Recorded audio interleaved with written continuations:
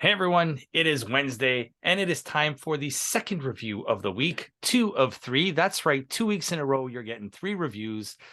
Unfortunately, tonight is NXT's New Year's Evil. We had New Year's Dash yesterday. We had the New Year last week. Today, it's NXT's first offering, really WWE's first offering of the year. So ever since they canceled, because they canceled the New Year's Day one, or whatever it was called, that was supposed to be, but they canceled that one, so they went with this one. And it was a short show. It was basically a special NXT event. It wasn't an actual premium live event. And on paper, the card looked pretty good. Not for me. No, I think the card looked okay on paper. I think it's the way they executed the show was poor. So, like, I've seen at this point a lot of NXT. A lot more than I would have liked to. But you have more of a week-to-week connection with this. So for you, you're looking at this card and you're like, oh, this guy versus this guy, there's this storyline. Yeah. For me, I just hear medium wrestler versus medium wrestler. No Carmelo Hayes on the show. Yeah, that's what I mean. You had none of your big guns. You have Braun Breaker, but Grayson Waller is like, I don't give a shit about Grayson Waller. I mean, he did okay. He did okay. You're going to remove him out of where you have him stuck right now, I don't care what he's doing. Grayson Waller, that is? I don't care about this feud and character that's happening right now. So with that, before we completely dismantle the show, we'll start with our review. You had your first match of Dijak versus Tony D'Angelo with Stax Lorenzo. This is one of the better matches, worst matches I've ever seen in my life. And this is one of the better matches on the show. Okay, so Dijak, I'm going to stick really professionally here. Dijak performed really well. Yeah, he's been doing this for a long time. Tony D'Angelo is like watching Magic, Daddy Magic, or, you know, like, I don't care. You're not even a mid-carder. You're basically a jobber with a good Tony character. D'Angelo, he reminds me of, like, you know, kind of like those guys from the 90s, like Vinny the Bull or one of those guys. Yeah, he's a character, which is fine. Like, it's like Eddie Kingston. Your character is over. His talking ability, I guess, is good. Yeah. But it's not in-ring work. Yeah, so and we're talking Dijak. Dijak was one of the best TV champions, and Donovan Dijak in ROH. He was one of the best TV champions there. Yeah, and he was good in this match. It's just the match, the storytelling, and this is the thing. I want to just get this out of the way. If you're WWE and you know you're putting this on the network, okay, and this happens multiple times throughout this night, when you have a commercial break, when you put the show to stream, why wouldn't you put back everything that happened during the commercial break? Why would you just cut and come back? There was like 5 times in this event where we missed out on like 5 minutes of a match. I think one of the matches later, the next match, we missed the entire section, the gauntlet match, because the commercials, we missed an entire match. In that match specifically, I was like, hold on, wait, what happened? I was like, what the hell's happening? Yeah. How did we get here? I didn't even realize it was a commercial break until I rewatched the whole match. I was like, oh, they went to commercial. But yeah, I mean, Dijak has something special. He's the #1 contender for the North American Championship. I could see him taking out Wesley. Just this was, and I'm gonna just say this now, the worst ever since I've started rewatching wrestling commentary I've ever heard in my entire life. Yeah, Booker T was so bad on this. Booker T took his Booker T badness and like cranked it up to 11. This is the one where this is the one where Wesley was on commentary, right? Wesley was saying things that I was like, okay, let me hear what this guy's saying. He just kept cutting him off, and it was all nonsense. And I don't know if you paid attention enough to notice this. There was like 7 or 8 times where whatever Booker T was saying didn't make any sense, and he forgot what he was talking about. Yeah, he lost his train of thought completely, and then the other guy had to keep cutting him off. Sounded like Putty. Yeah, the other guy had to keep coming in and cutting him off because he's like, well, you're not going anywhere with what you're saying. Yeah, because it's like, and you could see him admitting that, like, oh, I forgot what I was talking about. Yeah, I think Booker this guy needs out. Yeah, and the whole him losing because Stax got involved, and that whole storyline was dumb. And then you're not my friend. I'm not your boss. Your family. Who are you? Vin Diesel? You're not friends. Nah, man. I don't have friends. I have family. The gimmick of NXT is done. I'm done with it. Yeah, they We need to came blow into it up. this strong. You had me as an NXT fan, all the good Mandy Rose stuff, that excellent Worlds Collide event. And then after that, it was progressively got worse every Yeah. single event to the point And where I don't even ever want to watch NXT again. well, we got Stand and Deliver coming up in Yeah, April well, I'm and going Vengeance to Day. because this is basically my job now. But We don't pay you, but hey, yeah, I pay you in I Cheetos. get free rent. It's like your That's it. job, right? Yeah, yeah. You get free rent. And Cheetos. The Flamin' And Hot Cheetos. Yeah, flaming hot. Okay. All right. Okay. We got But a it's deal. like I'll give you a star rating of this match. It was a 3, Yeah. and it was all Dijak. It was a 3 out of Yeah. 5, And it was all and it Dijak. was all Dijak. This clearly, Dijak's going to beat Wesley for the Dijak's going to beat Wesley for the North American Championship, and this feud's going to continue with D'Angelo and Dijak for the North American Championship. I see Wesley moving to the World Title Championship. I see Carmelo beating Breaker eventually. Breaker's going to move up to the main roster this year. I think Breaker's going to go to Raw because he's Raw going to is be in need of stars. he is going to be you know how they like to do the night after Mania, Monday Night Yeah. Raw. He's going to be one of those big names that they're going to throw out there. So I think at Stand and Deliver, he's losing the belt to Carmelo Hayes. He's going to lose to Carmelo Hayes because someone's going to interfere. Trick Williams. It's not going to be one of Carmelo Hayes' friends. It's going to be someone Apollo. It's going to be someone that doesn't like Breaker. Like Apollo Crews, or not someone that's there to help Carmelo. It's just someone who doesn't like Braun. Yeah. Carmelo's going to win. He's going to go to the main roster. It's going to create a feud between Wesley and Carmelo. I mean, Carmelo. And I'll take that. I'll take that too. Yeah. I'll take that any day. I'd rather see that. Yeah. So then you have that little then you have a little promo by Gigi. Gigi's not bad on the mic. No, Gigi was great. As soon as JC Jane talked, I immediately lost checked interest. out. Yeah, but Gigi's good on the mic. She didn't Gigi has general wrestling skills. And she's charismatic too. Yeah, she has all of the basic level skills you need to be a good wrestler. Yeah, and she's young, so in a few years I think she may be one of the pillars of that division. Yeah, I would say so. So next you had what was supposed to be the Creeds versus Indus Sher. There's no Veer Mahan, and they didn't make any mention of it. They didn't say where he was, what happened to him. They just said this was a huge waste of time. Mm-hmm. And it was not even a good segment. No. Then Jinder Mahal shows up out of nowhere. The only good thing I can see coming out of this is Jinder Mahal is going to be like the third member, but he's also going to be like their mouthpiece manager kind of thing. Yeah, and so it's going to add levity to the group, and it's going to bring another sort of star to NXT. Yeah, and it's going to add a little bit. Exactly. You got that star power behind this team now. NXT seems to be building a veterans division. Yeah. That's for like special occasions. We have these guys. Yeah. I totally see that. So then this pretty much went nowhere. The match never 0 out of 5 stars. Yeah. The match basically never started. Next you had Pretty Deadly in a gauntlet match, and you hear the Rockers music, and it's like 2 generic creative wrestlers come out. Funny as hell. Give it that. I love Pretty Deadly. Like you have me. Yeah. I like the gimmick. I'm gonna rate this gauntlet in 3 individual segments. This first segment is a 0 out of 5 stars because of the Rockers. It was enjoyable in a funny way, but in terms of match, it was terrible. Yeah, there was no match because these are generic. Match. Yeah, once again, you've wasted my time. Generic creative wrestlers. But you're right though. Pretty Deadly have the gimmick. They have the in-ring talent. They're going to the main roster. You think so? And that's feuding with the New Day there. We'll finish where this is going. But next you have they're laughing because they beat one team and New Day comes out. Well, no. You picked that team. That's fine. This is a team we picked, and out come Enofe and Malik Blade. Well, okay, so this starts up really well. I'm very interested in what's happening. And then we go to a commercial break, and we miss half the match. We miss half the match, and it comes back. So I honestly, based on this event, this would have got 5 out of 5 for this event. Realistic score, I would have gave it like a 4 out of 5 for this segment. But then with the cutoff, 3 out of 5. 3 out of 5, yeah.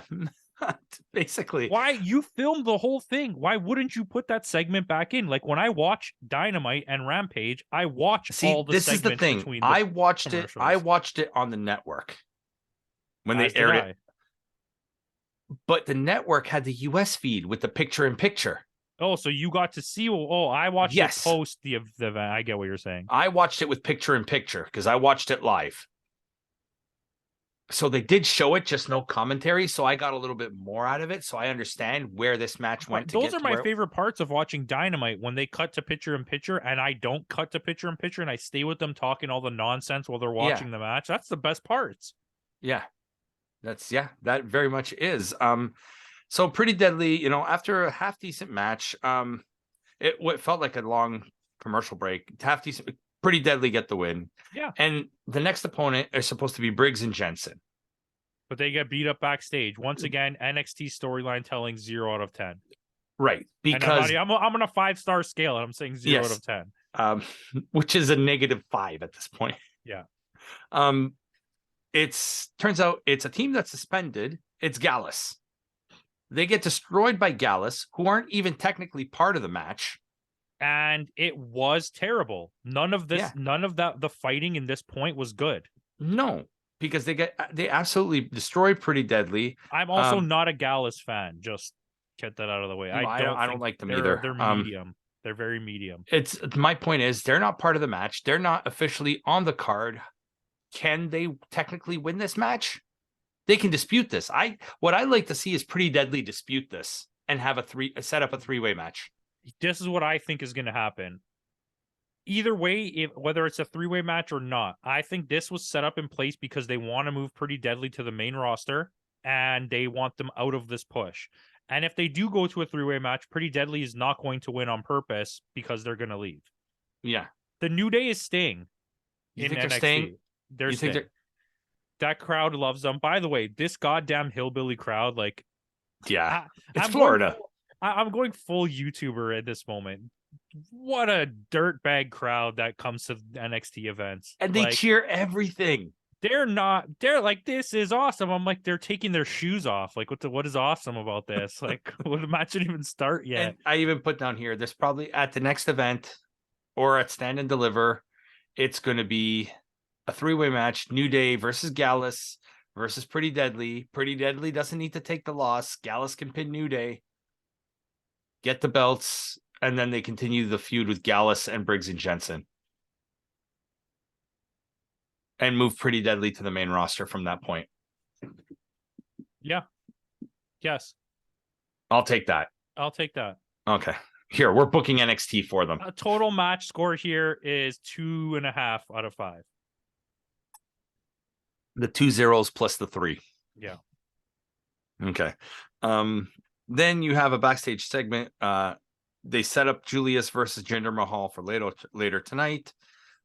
Basically, this was 20 minutes of nonsense here. Mello mocks the Apollo Crews in the cafe, writing in the journal, drinking the coffee. Yeah, I hate their goddamn promos. This is the same promo that they did when Creed fought Braun Breaker. Yeah, and that's what Mello's making fun of. And it's like, I know I get the ha-ha-ness of it, but it's like, I didn't want to see this again. No. I don't care.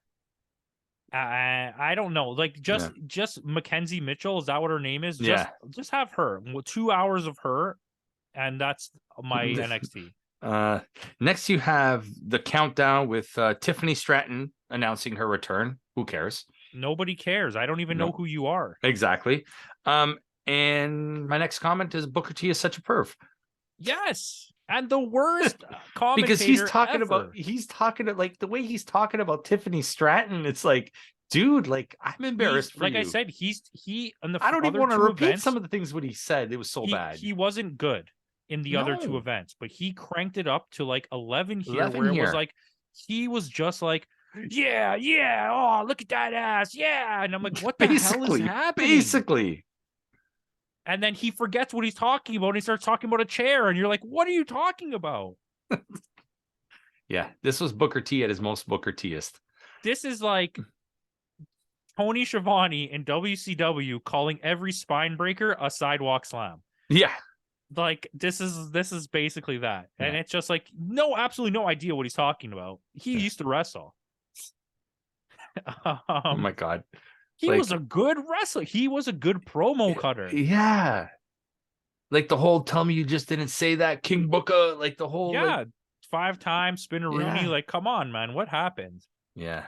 I think he's trying to be like Taz, but Taz is different. Taz What, you is can't out digress Taz. no. Like, Taz has a thesaurus. He has a Yeah, calendar, and every day has a new big word. exactly. But I digress. Yeah. Next is an odd match. Right in the middle of the card, you have Braun Breaker versus Grayson Waller.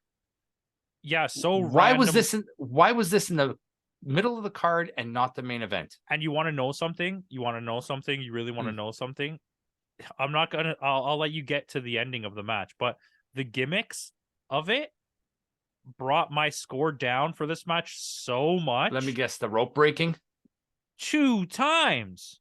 2 times. Get the and then you paused to let them fix the thing, and you came back and it still broke. Like, no, okay, yeah, No. it broke because he walked on it, but it never broke for any other matches. No. That's why you do this match last. Even though what's his name from Gallus is much bigger than Grayson Waller and Braun Breaker. And it's just they did it. First of all, they did it and it didn't fall. And then he Yeah. speared him into it the second time to make sure that it broke, because Yep. his Irish whip or whatever was supposed to break it. break it, and it didn't, because he Yeah. took a huge bump. And Braun the Breaker thing took a is, it was huge so bump. bad, and the crowd is chanting, "Holy shit!" and "This is awesome."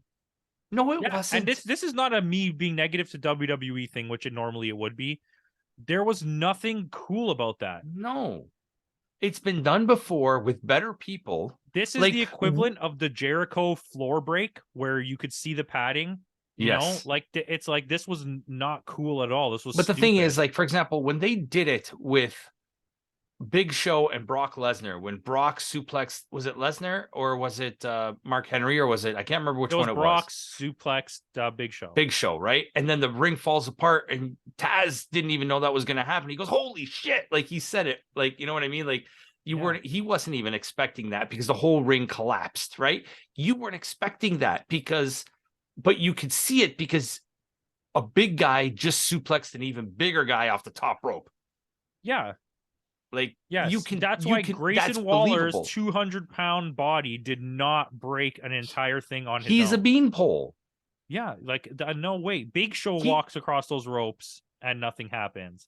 But I mean, the one thing I will give Grayson Waller, he's athletic.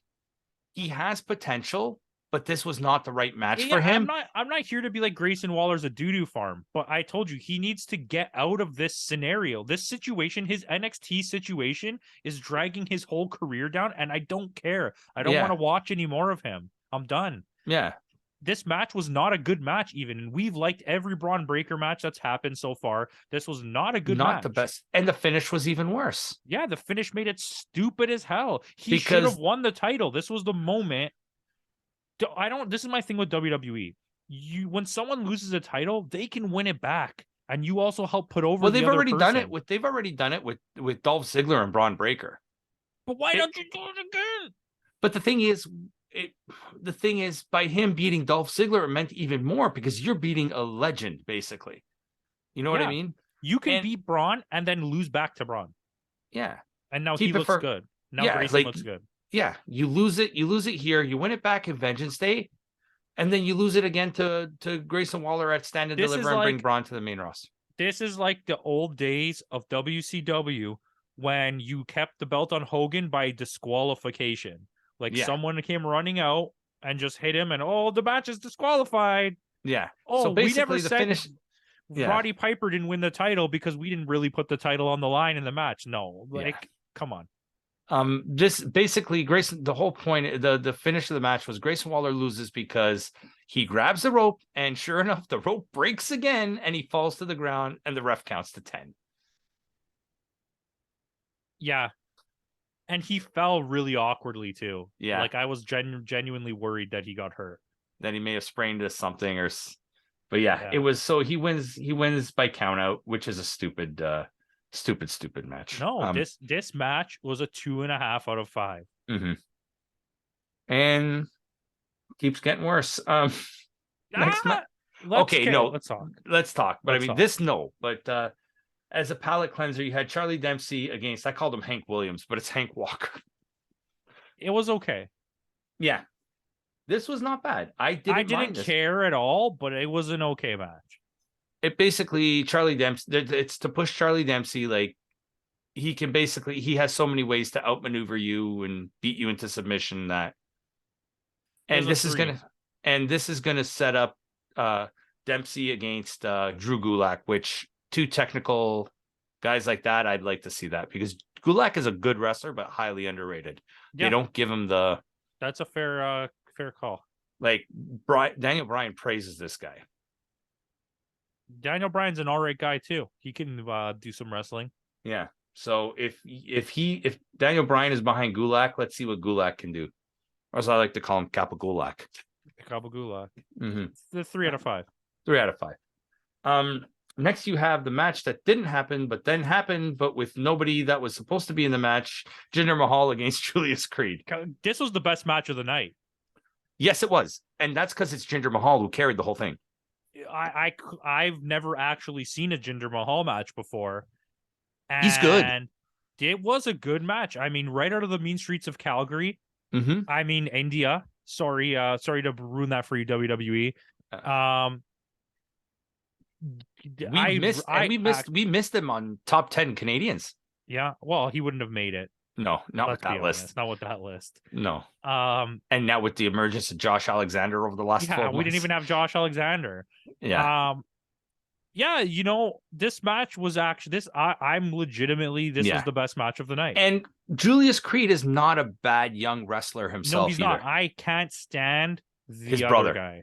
Brutus Creed. Sucks, bro. His selling in the match, that like whatever that was so poor. Because I've noticed every time there's supposed to be a tag team match with Julius and Brutus Is always taken out, and it's always a single match with Julius.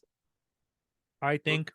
Like that match we had at the last event where he fought not Dempsey, the other guy. The guy that was in Diamond Mine with him. Kemp. Yeah. Sean, yeah. It was supposed to be a tag team match, but he takes out Brutus and it's Julius versus Kemp. So clearly Julius is the more talented of the two brothers. I think this is a carryover Vince fluence. You like what I did there? Vince fluence? Vince fluence? That he was like, no, influence? The fat one doesn't wrestle. Yeah. And he's the comedic Shawn Michaels relief. has carried that over now to be like, well, this guy's clearly the better one. You just don't wrestle. Yeah, because this kid has got some talent, Julius Creed. I don't. Yeah. I could see him. This was like the best match of the night. That's sad. 3.5 stars. 3.5 stars. That's the best match. But yeah, like I could see this becoming like a Brett, not that to that level, but a Brett Owen thing where the brothers are going to fight and. Yeah, then they'll make up, and Julius will have a half decent solo run, and then they'll get back together for a reunion. It'd be like this is basically Bret Hart and Jim the Anvil Neidhart, but not that good. Yes, where clearly Bret was the better and wrestler. A lot less drugs. Yes, but yeah, like you said, this was probably the best match of the night. And then, oh boy, we had the 20-woman battle royal. Can I just take this one? This match sets. Well, I already complain about this all the time, but this is like for sure the moment when it like this is real. This is coming 5 days after we watched Shuri and Julia.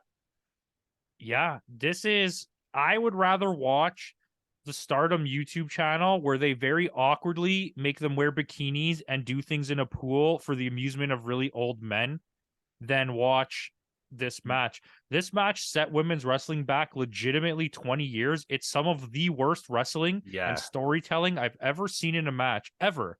Cora is first eliminated and she just keeps coming back to eliminate other people. Nothing but objectifying women. And not Booker one T person just here showed any salivating. skill except for the girl walking on her hands. Oh, Sol Ruka. And she ain't even that good either. And until the final moments when it was JC and Gigi, I had literally no stakes in this game and could care less who won because your best wrestler in this match is Zoe Stark. You literally made her irrelevant. Yeah, you punked her out. Yeah. I was not a fan of the finish though. Valkyria, she can do. I think she's clearly going to set up a feud with her and Cora Jade next. This match was a lot of I'm gonna hold your arms and we're gonna stand against the ropes here while Yeah. other people do things. And it was noticeable. It wasn't like, Also, what I don't like about women's battle royals, they specifically do this with the women's, not as much with the men's, but I hate the fact that you can slide out from the bottom rope and re-enter the match.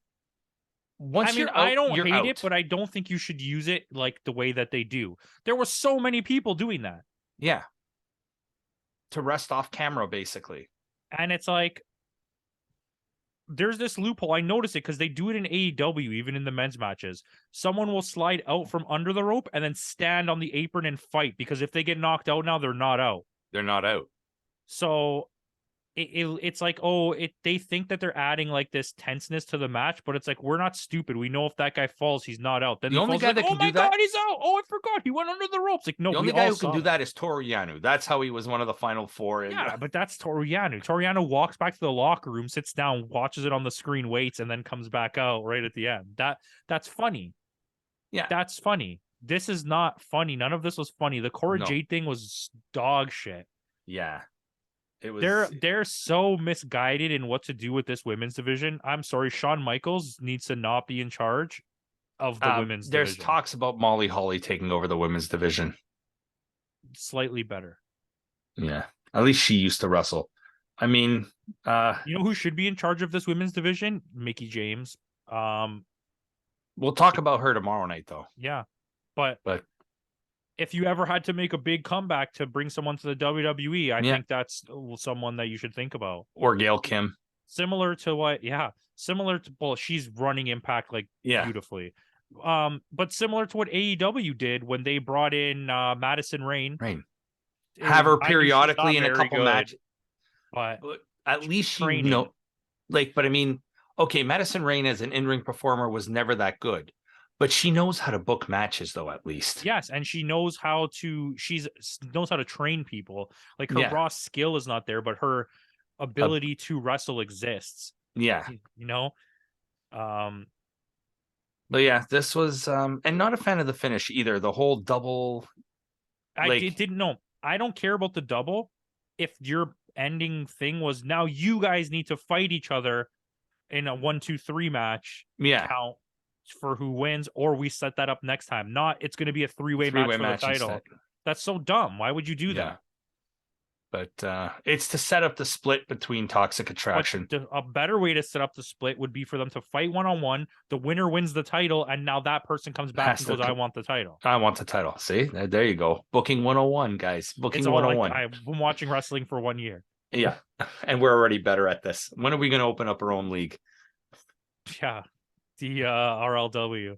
RLW. But yeah, this was bad. But the thing is, when they showed the replay, they never showed the replay of them falling. They just showed the replay of them falling off, but never hitting the ground. Because when I watched it back, and I watched this back so many times, JC clearly hits the ground first. Yes, but when you see it the way that they show it to you, it looks pretty even. And in fairness, 3 referees said JC hit the ground first. Only 1 referee said Gigi did. That Gigi did, exactly. So I think maybe that's how they're gonna avoid them having beef. Is they're gonna go on the next episode of NXT. They're gonna look at the tapes and be like, well, those referees were right. You hit the ground first, and then they don't have to fight each other. And they don't have to fight each other, huh? But yeah, WWE cop out. And there it is. That is New Year's Evil. This pay-per-view was evil. This is the worst thing that we've ever watched on this show. This is the first show I've given less than a 5. Wow. I don't even less than a 5. I gave it a 4.7. I give it a 5.7. Oh, really? That's pretty high. I mean, yeah. Yeah, I'm proud of that 5.7. I think once you get under a 6 is where it's not watchable anymore. But being this is like the first truly bad event that we've watched, I don't want to give it too low because I don't have any comparables, right? That's true. So like I feel like for now a 5.7 is low enough score that I can live with my decision. Okay, you know what then? I see your point. I'll bump mine up 0.5. I'm going to give it a 5.2. Yeah, that's fair. Like there is elements of this that were fine. Yeah. It was not a completely worthless show, but it was not. I wouldn't recommend anyone watch No. anything on this. Watch a Jinder match. It's less than 10 minutes and it's kind of fun. And it's his comeback. Yeah. So I go like that, and the 3-minute Charlie Dempsey match. Go watch that too. I'm sure both of those are going to be on the YouTube channel. Yeah. So So go watch those. Yeah, not a strong showing. Hopefully Vengeance Day is a little better, where we're gonna get Grayson Waller against Braun Breaker Part 2 in a steel cage. oh, how much you want to bet that Braun Breaker wins? And breaks the cage. Yeah, that's going to happen. Yeah. Braun Breaker is going to break the cage, Braun Breaker is going to break it's going to be the whole Steve Austin thing, where remember where Big Show broke the cage and Steve Austin was swinging on it and he touched the ground? That's what's going to happen. Breaker is going to break the cage. Grayson Waller is going to swing on it and touch the ground. And then I'll allow This Is Awesome chance. Yes. But so thanks again for joining us on this review. Tune in tomorrow. Tomorrow will be Thursday, and we are going to review Impact's first offering of the year, which is Hard to Kill, which featured 2 great matches of Josh Alexander against Bully Ray and Mickey James against Jordan Grace, but there were other good spots on the show. So tune in tomorrow. Harder to be worse than NXT. Well, there you go. It's a hard job, but somebody's got to do it. No, they won't do it. They won't. No, It was good. It ain't rock hard. Juice Rob. We'll see you guys next time. See you tomorrow.